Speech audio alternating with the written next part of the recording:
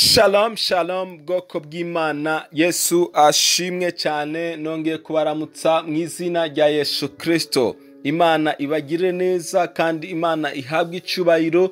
Yongeye kuduha igitondo ciza, ni igitondo c'umugisha ku buzima bwacu twese. Isengesho ryanje muri iki gitondo n'ukubiteka yongera kandi kukwiyereka akakugirira neza.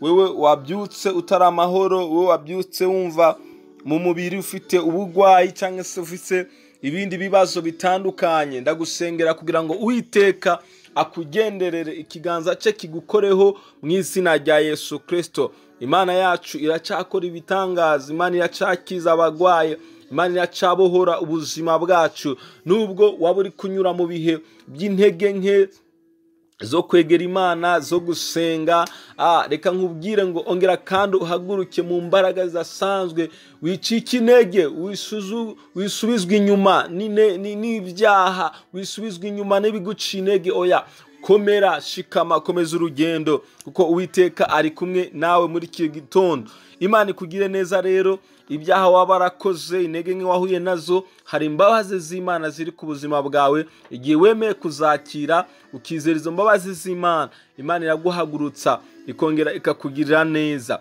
Imana ibagiye neza rero mwese, bahaye ikaze muri morning prayer, isengesho ryo mu gitondo. Muri kumwe nanjye Arsene Ndikumana. Twagize ibihe byiza muri iki cyumweru, nanone turacyakomeje kwiga sanga se kuvugana namwe ijambo rivuga ngo ibyiza tubonera mu kuramya Imana. Yesu ashimwe cyane. Hari byinshi tumaze kuvuga tubonera mu kuramya Imana. Uyu munsi turaza kongeraho ikindi kimwe kandi nacyo cy'ingenzi dukeneye kumenya mu buzima bwacu.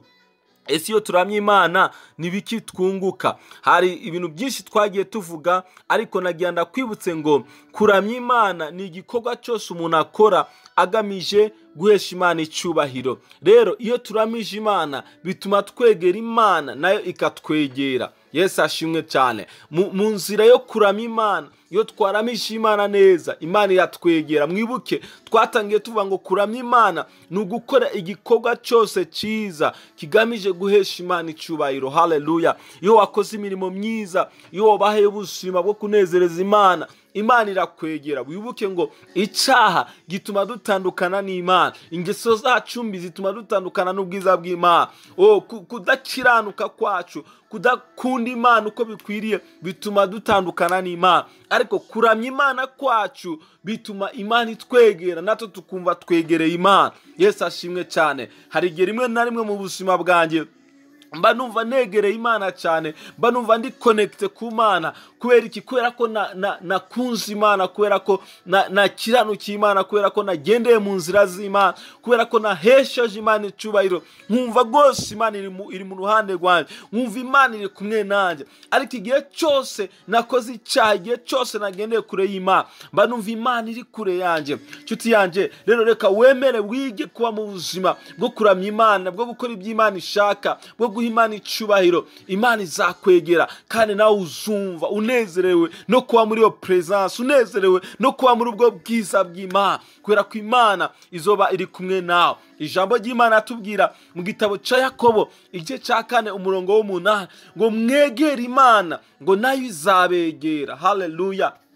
Urumva Yakobo hano ariko aratugira inama, aratubwira ngo twegere Imana ngo nayo izatwegera. Haleluya. Kwegera Imana kwa mbere ni ukwizera Kristo, ukamwakira nk'umwami n'umukiza w'ubugingo bwawe, uba wegereye Imana. Intambuko ya kabiri ikurikiraho ni ugukora ibyo Imana igomba, ni ukugendera mu nzira z'Imana. Abantu benshi barizeye Kristo, barakiriye Kristo, ariko ntabwo baratera indi ntambwe, haleluya, yo kwegera Imana binyuze mu kugendera mu byo Imana ishaka. Imana itubabarire rero aho hose tutagendeye mu nzira z'Imana, tutakoze ibyo Imana ishaka, kugira ngo Imana nayo itwegere. Yakobo rero atubwira ngo twegere Imana ngo nayo izatwegera. Iki gitondo hari umuntu yifuza kwegera Imana, hari umuntu yifuza gusanga Imana. Imana yadutegereje, iraturindiriye, irifuza ko tuyegera. Bibiliya irakomeza ivuga ngo yemwe banyabyaha nimukarabe. Haleluya. Imana idushoboze gukaraba ibyaha byacu, Imana idushoboze kuva mu ngeso mbi, Imana idushoboze gutandukana n'ibyaha byabaye karande mu buzima bwacu. Haleluya. Bibiliya irakomeza ivuga ngo namwe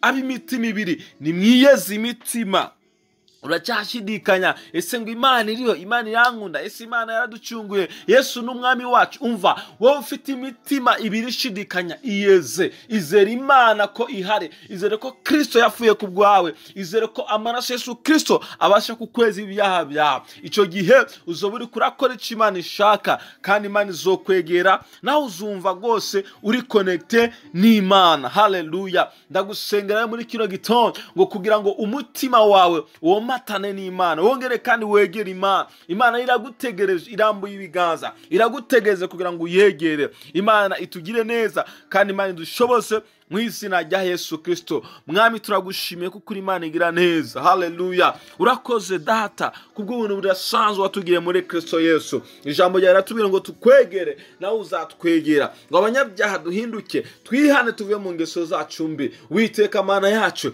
turasaba imbabazi aho hose tutakoze ibyo ushaka, tutagendeye mu nzira zawe. Utubabarire kandi utwezeshe amaraso yawe Kristo, kugira ngo tubashe gutangirana urugendo nawe, dutangirana umunsi nawe, turi mu buntu bwawe, turi mu mbabazi zawe, kugira ngo tubashe kumva ko uri kumwe natwe. Urakoze Mwami, ukomeze kutwiyegereza, ukomeze kudusanga, ukomeze kutuganiriza, ugendane natwe. Ntiwemerere ko Satani abaho ubuzima bwacu abuhera mu byaha, ngo tugendere kure yawe. Uduhe imitima yo kugukunda, uduhe imitima yo kugukiranukira, kugira ngo tubashe gukora ibyo ushaka. Urakoze Mwami, kuko uri Imana y'imbabazi, uri Imana y'ubuntu, uri Imana y'urukundo rwinshi.